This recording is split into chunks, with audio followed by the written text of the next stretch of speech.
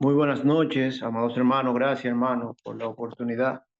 Y pues en esta noche nosotros estaremos hablando sobre qué definición ha dado Dios de sí mismo. Entonces, amados hermanos, ¿qué definición ha dado Dios de sí mismo?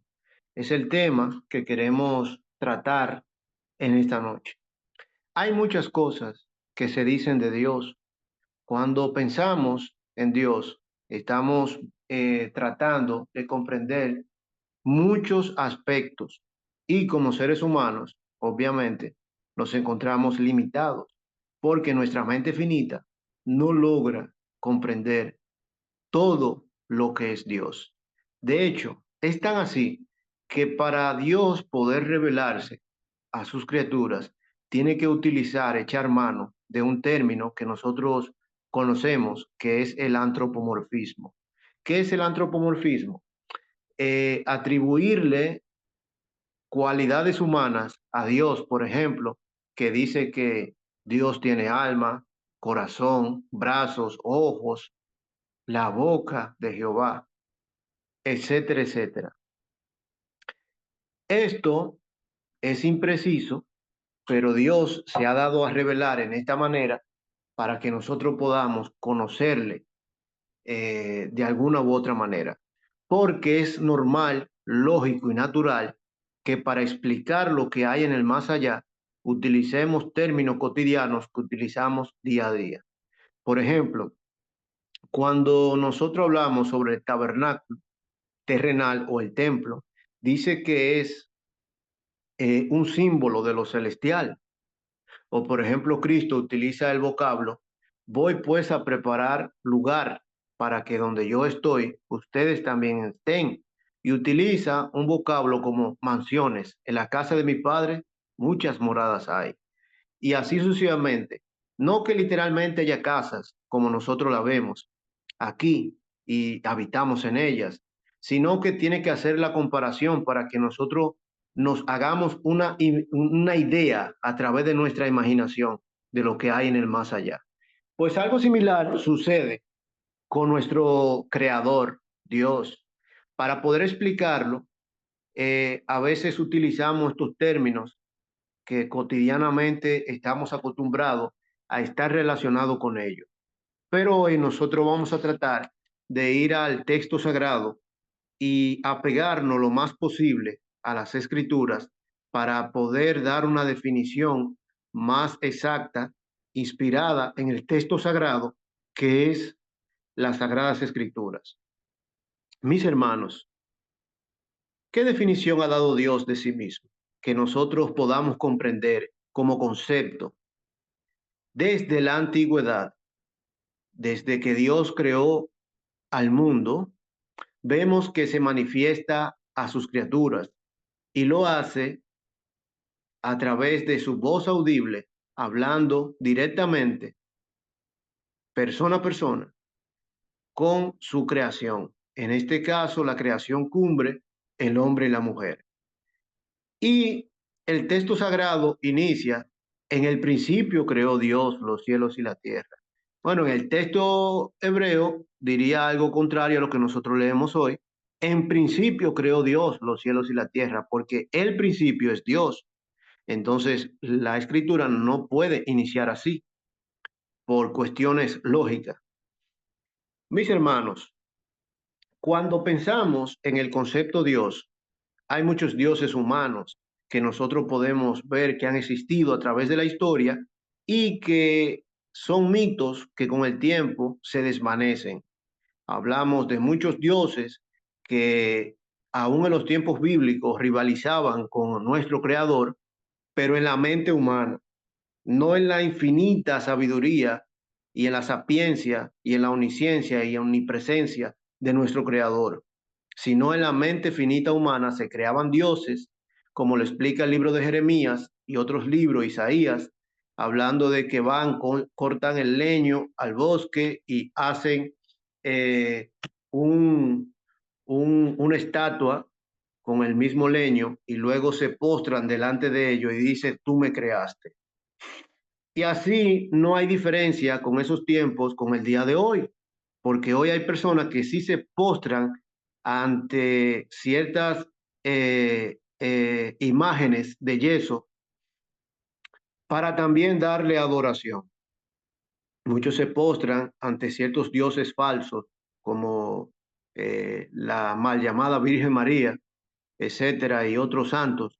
Y de hecho se han inventado hasta términos eh, para poder dar una adoración. Dicen, no, estamos venerando, etcétera, etcétera.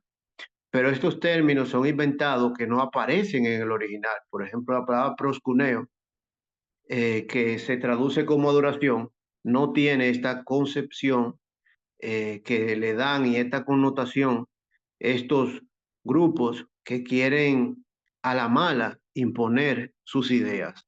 Hermanos, al principio, cuando nosotros nos remontamos en la creación, Dios da una definición de sí mismo a través de la revelación al hombre. Y en este caso dice que creó los cielos y la tierra. La palabra que se utiliza allí es Elohim, para Dios. Dios es en nuestro idioma, pero la palabra original dice Elohim. ¿Y por qué si dice Elohim, que es lo mismo que Dios, traemos este concepto a colación? Sencillísimo, porque la palabra hin en hebreo es plural. Para hablar de manera plural se utiliza la palabra hin. Y con el primer vocablo, Elohim, la unión de esta palabra, en realidad allí vemos que hay una pluralidad. Y esta pluralidad que nosotros concebimos nos dice algo, nos habla de la definición de nuestro Dios. Y no obstante, cuando nosotros seguimos indagando un poco más hacia abajo en los textos, el verso 26 dice Dios, o sea, Elohim, claramente, hagamos al hombre a nuestra imagen conforme a nuestra semejanza. O sea, utiliza una palabra plural para hablar de sí. Hay algunos que han querido hablar y decir, no, que esto se refiere a que él estaba hablando con los ángeles.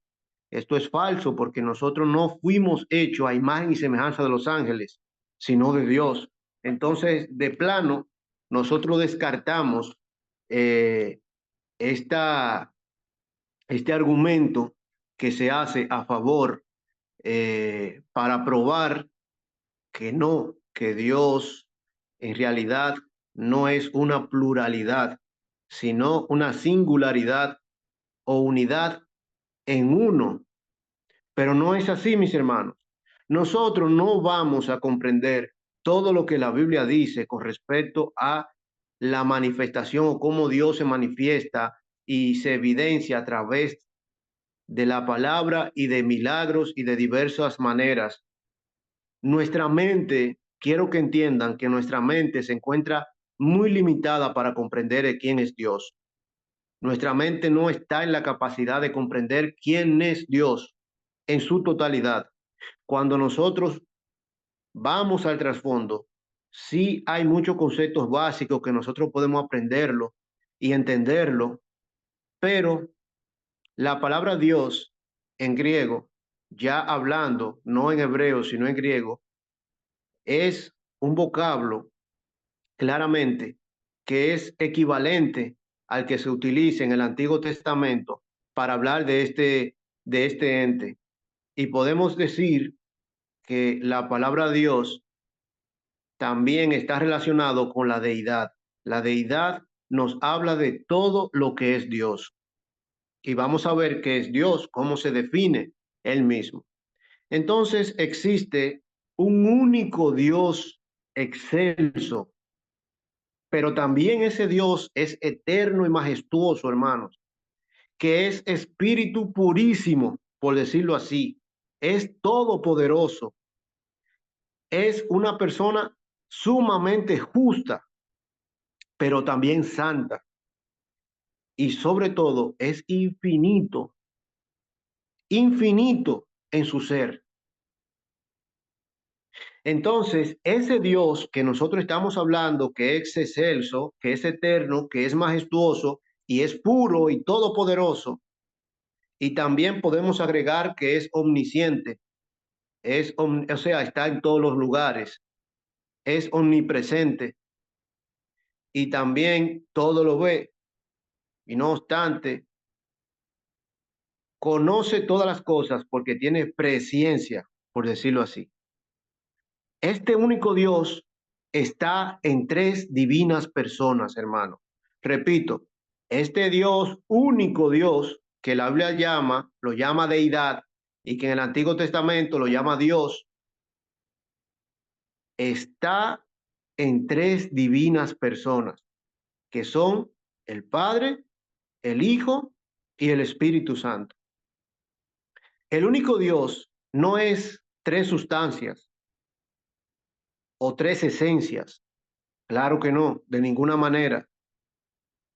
Tampoco podemos ver que es un ser que tiene tres modos de manifestarse. A veces se manifiesta como Padre, otra vez como Hijo y otra vez como Espíritu Santo. Es como nosotros, por ejemplo, que aquí hay muchos hermanos que se encuentran presentes que a la misma vez son hijos y son padres. Pero con nuestro Dios no es así. Es una única esencia en tres divinas personas. Las palabras claves en este pensamiento, hermano, para poder entender, son la palabra sustancia y la palabra persona. La palabra sustancia significa o se traduce estar bajo, estar debajo de. Entonces, la palabra sustancia significa ser propio o tener esencia propia. Y la esencia es lo que Dios es. O sea, posee atributos y posee una naturaleza. Entonces, Dios posee atributos y esos atributos son incomunicables. Por ejemplo, solo son propiamente de Él y eso lo hace ser Dios y no otra cosa. ¿Por qué? Porque Él solo es omnipresente, Él es omnisciente, Él es omnipotente, tiene todo el poder, Él es sapiente, tiene toda la sabiduría. Entonces, la palabra esencia, en este sentido, podemos decir que esto es lo que podemos decir que significa. Entonces, la palabra sustancia tiene esta connotación. Ahora bien, ¿qué significa la palabra persona?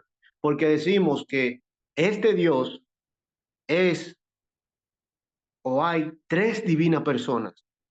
La personalidad no se mide, mis hermanos, por la visibilidad. Es posible que algo sea visible, pero a la misma vez no personal. Entonces, por lo tanto, la persona es ese ser consciente que logra conectarse con otra persona. Una persona, por ejemplo, puede entristecerse, puede hablar, se puede enojar, puede ser tentada o puede ser provocada. Entonces, esto es propio de los miembros de la deidad. Esto es propio, mis hermanos, cosa que nosotros no podemos bajo ninguna circunstancia poder negar. Ahora bien,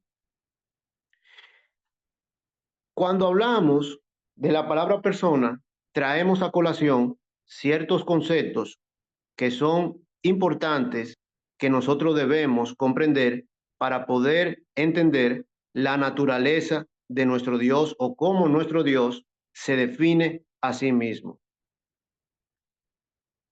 Para nosotros conocer la naturaleza de algo, intentamos definirlo primero.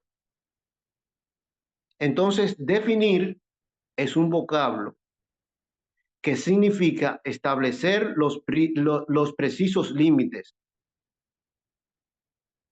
Entonces, solo se puede dar una definición propia cuando se puede clasificar algo con precisión dentro de un determinado género y dentro de una determinada especie. y que posee características propias de esa cosa que lo hace ser eso y no otra cosa.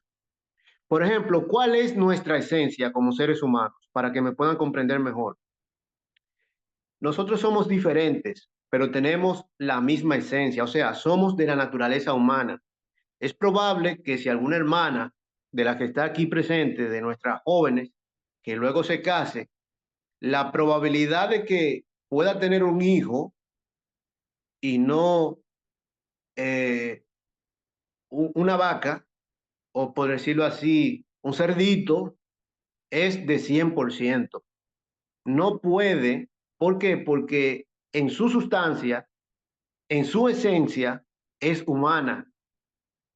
Y como es humana, solamente puede concebir a otro igual semejante a él, otro humano, aunque ese sea diferente. Entonces, Dios posee la misma naturaleza, tanto el Padre como el Hijo, como el Espíritu Santo. La Biblia nos dice que Dios es luz, que Dios es amor, que Dios es espíritu y sobre todo que Dios es santo, santo y es santo, tres veces santo. O sea que hay muchas cosas que nosotros podemos mencionar que nos llaman a la atención desde la antigüedad, que hay una pluralidad en este nombre. Aún la pluralidad no solamente está en la esencia, sino en el nombre. Como ya mencionamos, desde el inicio empieza con la palabra Elohim. La palabra, dijimos que la palabra Jim es plural. Nuestra mente limitada considera esos atributos divinos por separados, como si fueran cualidades diversas de un mismo ser. Pero no es así, hermano, no es así. ¿Qué definición ha dado Dios de sí mismo? Por ejemplo, vamos a mencionar una cultura propia, un judío. Una persona, para un judío, una persona se define por su nombre, hasta el punto de que el nombre sustituye a la persona misma. Por eso nosotros encontramos que llegó a un punto tal que cuando Cristo fue crucificado, todo lo que se hacía en nombre de Cristo era hacerlo por su autoridad, sencillamente por esto. Cuando Dios le dijo a Moisés, he aquí que llego yo a los hijos de Israel y les digo, el Dios de vuestros padres me ha enviado a vosotros. Si ellos me preguntaren, ¿cuál es su nombre? ¿Qué les responderé? Y respondió Dios a Moisés, yo soy el que soy. Y dijo, así dirás a los hijos de Israel, yo soy, me envió a vosotros. Éxodo capítulo 3, versículo 14 y 13 y 14. Cuando nosotros consideramos estas palabras que le acaba de decir Dios a Moisés, que se le manifestó en una zarza ardiente, al igual que lo hizo con Adán en el principio, nosotros encontramos muchas cosas interesantes. De hecho, para mí el texto que explica mejor todo este entramado que a veces se nos es dificultoso para comprender es este, porque es un texto sumamente rico y diverso, que nosotros quizás podríamos escribir un libro del yo soy de 2000 páginas, y digo 2 volúmenes. Nosotros vemos que Moisés, aún apelando a un Dios desconocido, el Dios de los padres de ellos, pregunta por su nombre. Él preguntó, pero Moisés dijo, pero ¿cuál es su nombre? Cuando ellos me preguntaren que cuál es su nombre, Dios responde, yo soy el que soy. Pero lo interesante es que este verbo yo soy está en tiempo imperfecto, por lo que podría traducirse yo seré el que seré. Así de sencillo, mis hermanos. Debemos de nosotros notar que esta definición que Dios da de sí mismo, yo soy el que soy, es la más importante que nosotros podemos encontrar en todo el Antiguo Testamento. ¿Por qué? Porque viene a ser así el nombre propio de Dios. Es muy importante que nosotros consideremos que el yo soy el que soy como el nombre de Dios en esa época, como Dios se definió y se les reveló a ellos. Y era contrario a toda la forma de idolatría de los seres humanos o celestiales o animales que prevalecían en el resto de la tierra. Pero el yo soy el que soy no tiene un contenido abstracto, por decirlo así. O sea, imaginario, que solamente existe como la palabra justicia o la palabra lealtad. Estos son conceptos abstractos, hermano, que solamente existen, pero en nuestra mente y que no podemos verlo. Y vemos que Dios se le manifiesta a él de esta manera y les dice, yo soy el que soy. Pero debemos de considerar algo que nosotros a veces pasamos por alto y que no relacionamos y dejamos fuera en todo su vertiente. Y esto es que la revelación, o sea, la palabra plasmada, nos dice todo y mucho sobre Dios. La evidencia bíblica puede resumirse de tres maneras, hermano. Repito, puede resumirse de tres maneras. Manera número uno, revelación progresiva. Manera número dos, revelación creadora. Y manera número tres, revelación redentora. Vamos a tocar al número uno, revelación progresiva.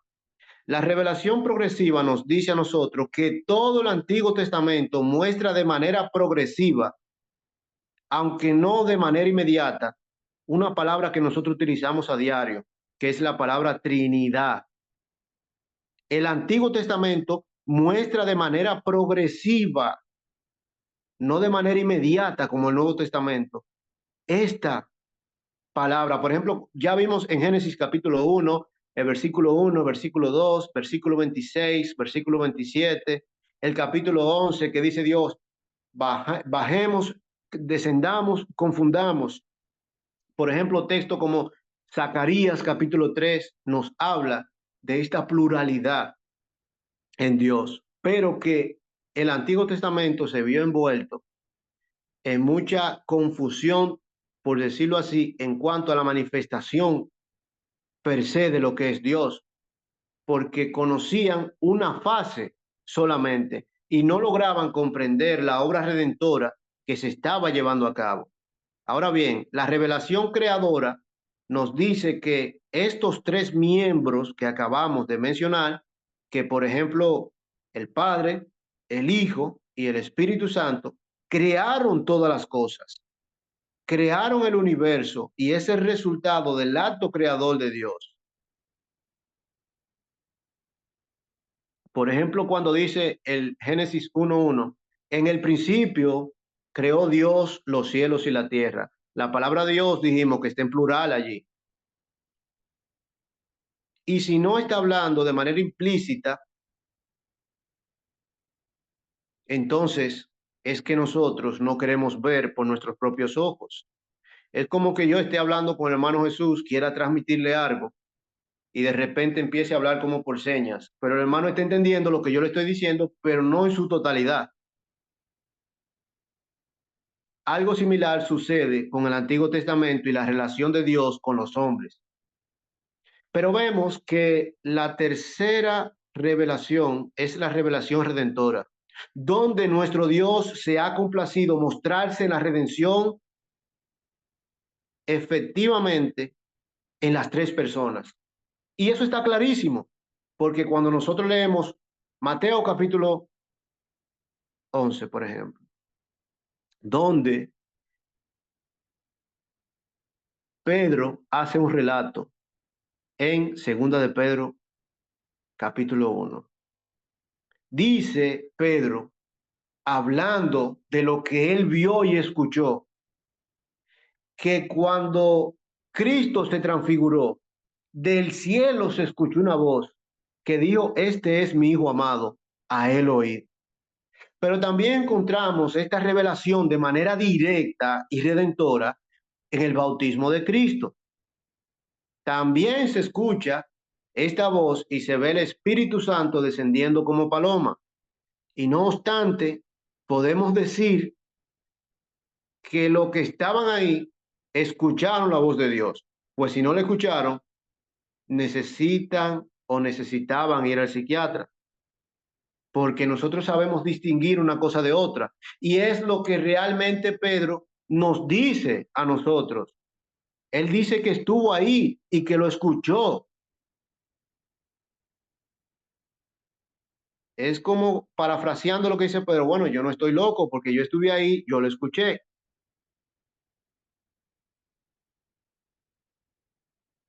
Por eso, vamos a leer lo que dice Segunda de Pedro, capítulo 1, versículo 15. También yo procuraré con diligencia que después de mi partida, ustedes puedan en todo momento tener memoria de estas cosas. Ahora preguntamos, vamos a hacer un exégesis del pasaje. Vamos a preguntarle a Pedro, repito, también yo procuraré con diligencia que después de mi partida vosotros podáis en todo momento tener memoria de estas cosas. ¿De qué cosas, Pedro? Aquí empezamos a preguntar, aquí estamos utilizando la hermenéutica para que él de forma natural nos lleve a lo que quiere decir. Aquí preguntamos, ¿de qué cosas debemos tener memoria, Pedro? Pedro sigue diciendo, porque nos hemos dado a conocer el poder y la venida de nuestro Señor Jesucristo, siguiendo fábulas artificiosas, sino como habiendo visto con nuestros propios ojos su majestad. O sea, que a veces si nosotros queremos desentrañar lo que dice un texto, tenemos que hacer preguntas al autor y el autor nos va a contestar de manera natural, sin que nosotros le quitemos ni le podamos añadir. Dice el verso 17, pues cuando él recibió de Dios Padre honra y gloria, cuando él la recibió, la honra y la gloria, le fue enviada desde la magnífica gloria una voz que decía, este es mi Hijo amado, en el cual tengo complacencia. Y nosotros oímos esta voz enviada del cielo. Y cuando estábamos con él en el Monte Santo, tenemos también la palabra profética más segura, la cual a la cual hacéis bien estar atento como a una antorcha que alumbra en lugar oscuro hasta que el día esclarezca y el lucero de la mañana salga en vuestros corazones. Entendiendo primero esto, que ninguna profecía de la Escritura es de interpretación privada, porque nunca la profecía fue traída por voluntad humana, sino que los santos hombres de Dios hablaron siendo inspirados por el Espíritu Santo. Esta palabra Dios, teos, en griego, nos está hablando del mismo Elohim del Antiguo Testamento. Y fue dada a través de quién? Del Espíritu Santo.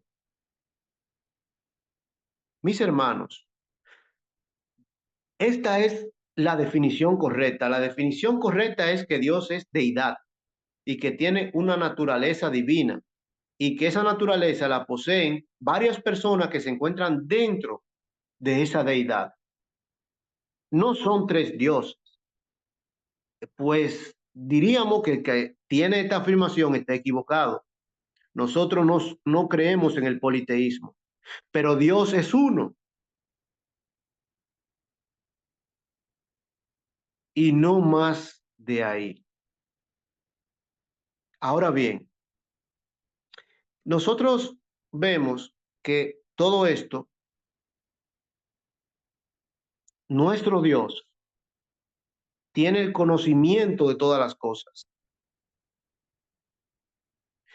Solamente lo material es directamente experimentable.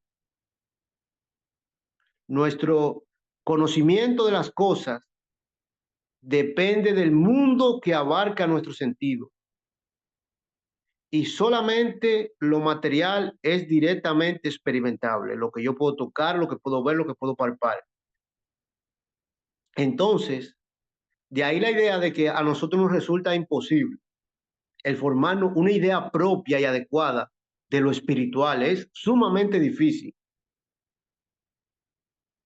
¿Por qué? Porque no podemos ver, porque no podemos palpar una cosa, pero eso no quiere decir que esa cosa no exista, como ya lo hemos explicado.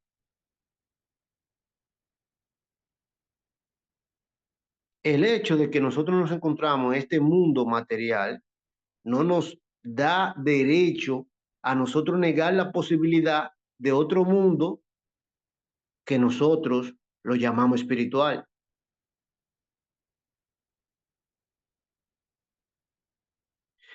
Por la misma escritura, nosotros no solo sabemos de que Dios es un ser espiritual, sino espíritu. O sea, a veces nosotros confundimos y hacemos preguntas, ¿Dios tiene alma? Porque nosotros tenemos un alma que a veces decimos que es el espíritu. No, Dios no tiene alma, porque Dios creó las almas. Dios es el padre de las almas, el padre de los espíritus. Y Él no fue creado, por lo tanto no puede tener alma. El espíritu es un atributo divino y tiene un contenido espiritual. ¿Cómo se manifiesta una persona frente a otra? Bueno, se manifiesta a través de yo, como lo hizo Dios a Moisés. Yo me manifiesto a través de otra persona, a través del yo, y yo puedo dirigirme a un hermano, a cualquiera de ustedes, al hermano José, a cualquiera, tú,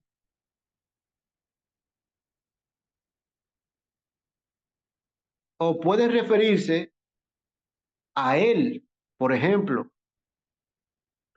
nosotros vemos en las escrituras que un yo, un tú o un él claramente son distintos, pero sin embargo, identificados en todos los atributos que pertenecen al ser divino y que es único. O sea, estamos hablando de Dios, hermanos, que se manifiesta como un solo ser divino en tres personas. Y ese ser divino, podemos decir que solo hay un Dios que está formado por una esencia que ya hablamos simple y que tiene una unidad y una integridad numérica. Cuando nosotros leemos el libro de Génesis, capítulo 2, versículo 24, que dice que por tanto dejará el hombre a su padre y a su madre, y se unirá a su mujer, y los dos serán una sola carne, la palabra unir ahí viene de un vocablo hebreo, ehad, que significa unidad compuesta.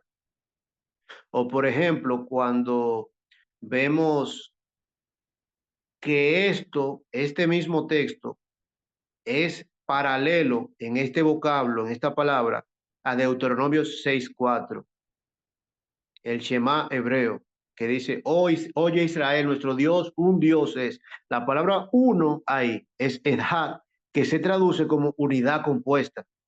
Es como si se leyera, oye Israel, nuestro Dios, un Dios compuesto es. Que es muy diferente a la palabra numéricamente hablando, uno, que se refiere uno de manera singular, no plural.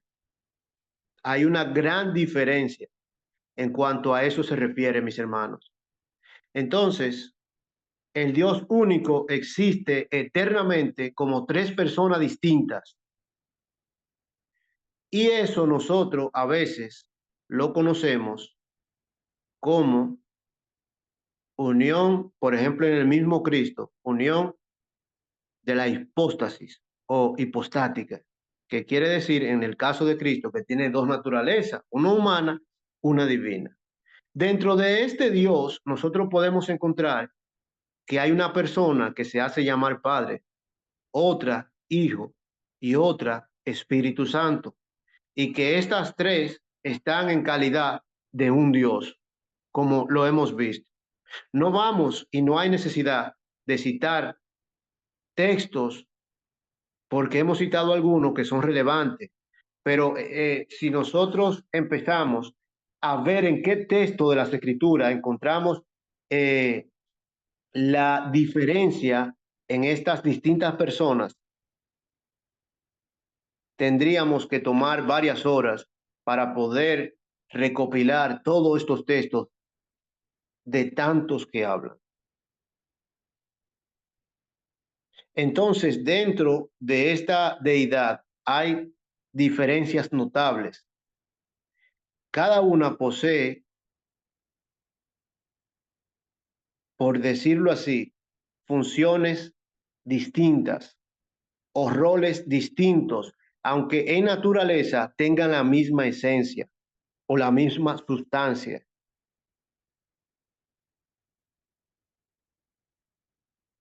Y aunque mucha gente no logran comprender estos conceptos que están realmente claros, pero en la escritura sí podemos leer bastante de que esto es así, mis hermanos.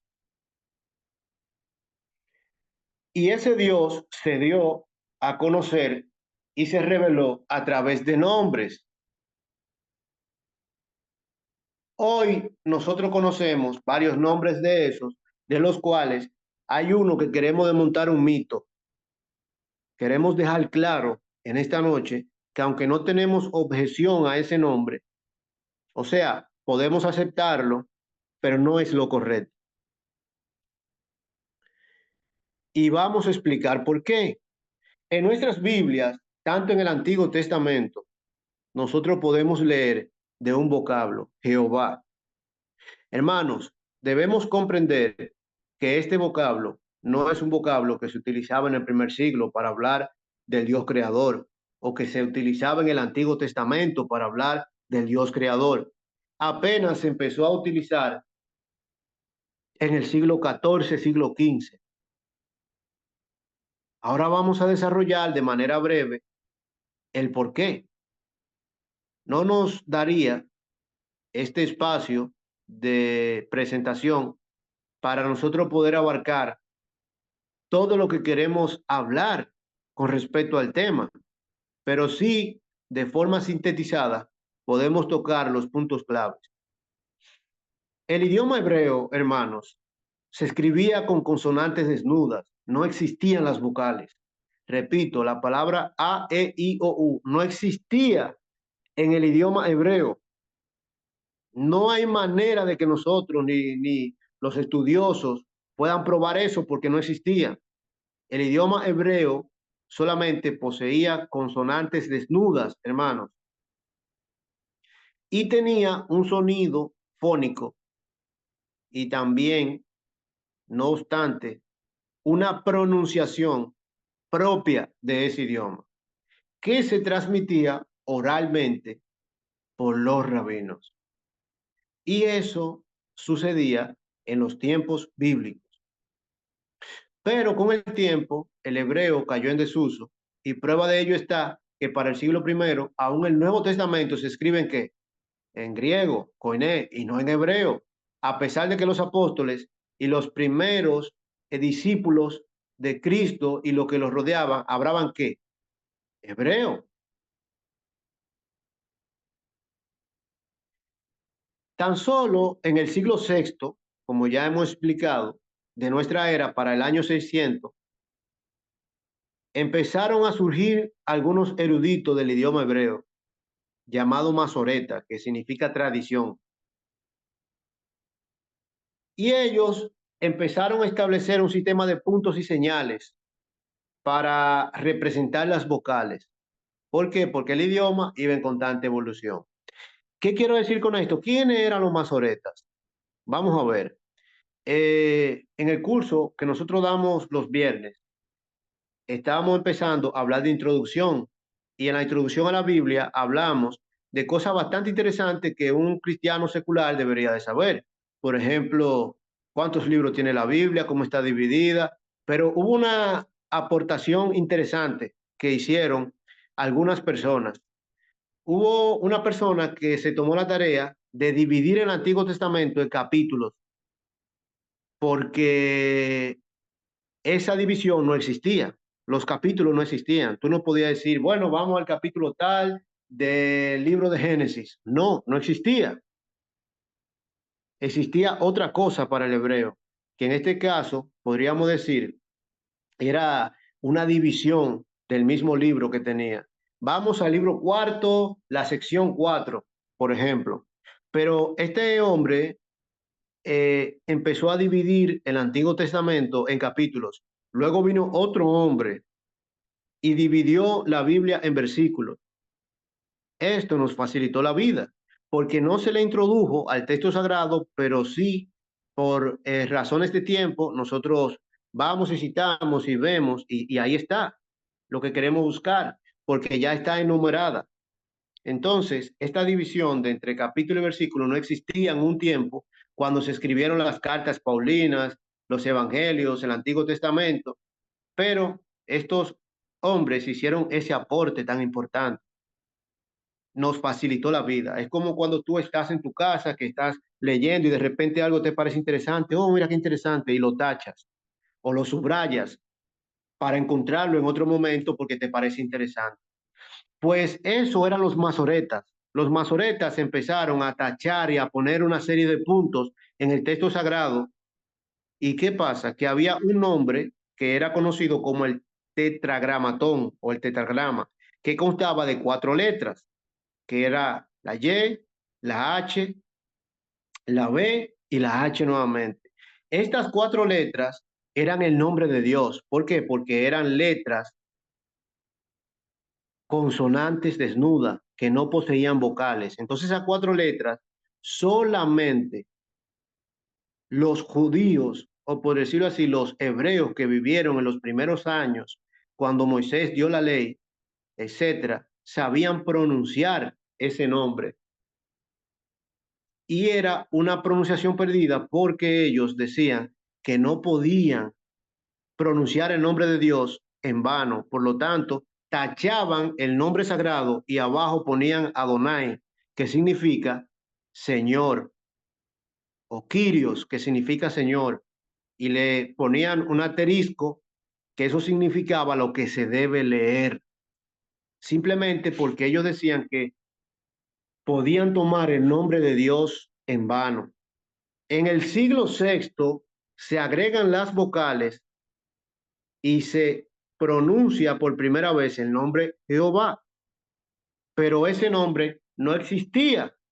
Ni siquiera Cristo citó las escrituras o cuando hablaba de las escrituras para hablar de Dios, nunca dijo ni pronunció la palabra Jehová. Siempre decía Kyrios, que significa Señor.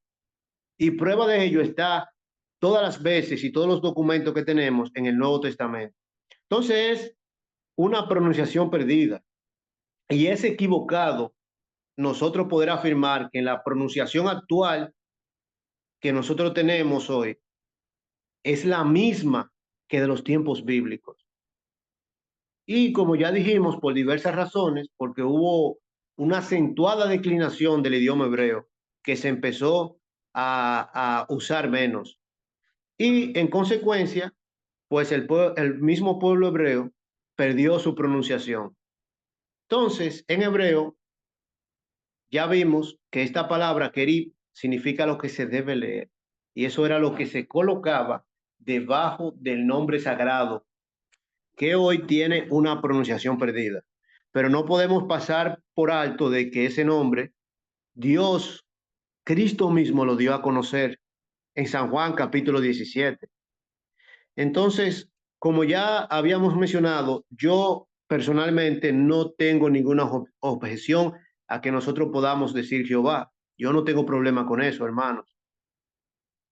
Pero Jehová no es el nombre del Dios de Israel, sino que resultó de un error de leer estas palabras que se conocen como tetragrama y se tachaba, se le ponía a Adonai lo que se debe leer.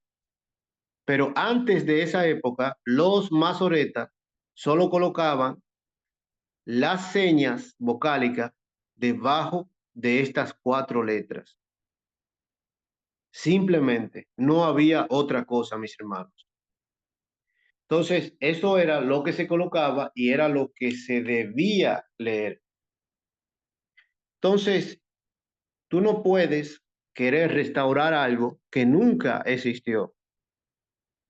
¿Por qué? Porque Dios se definió a través de un nombre que en realidad tiene una pronunciación perdida, pero Cristo lo dio a conocer a través de lo que nosotros comúnmente llamamos triuno, para hablar de tres personas que cohabitan en una deidad.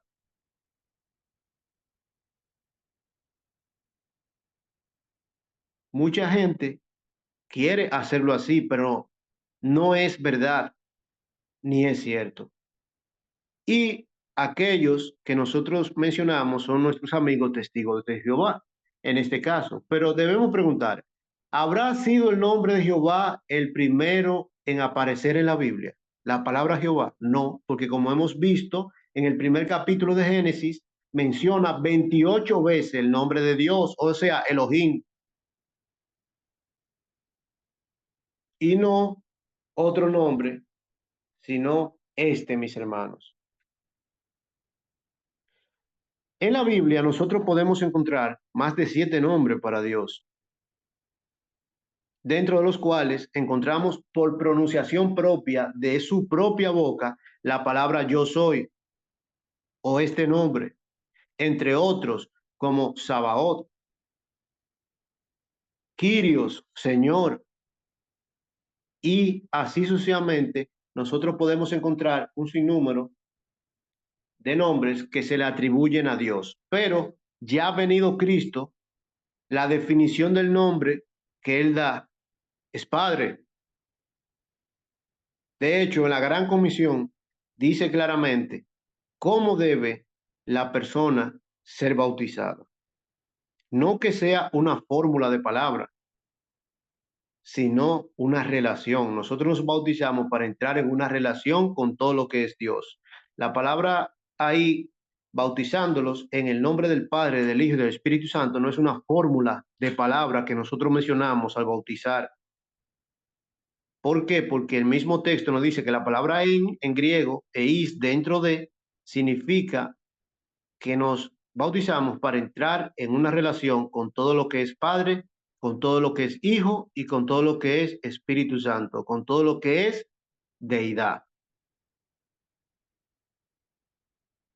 Vemos que Dios habla de sí mismo en plural y ya lo vimos. Él mismo habla en plural de sí mismo en muchos casos, como vimos en el Antiguo Testamento.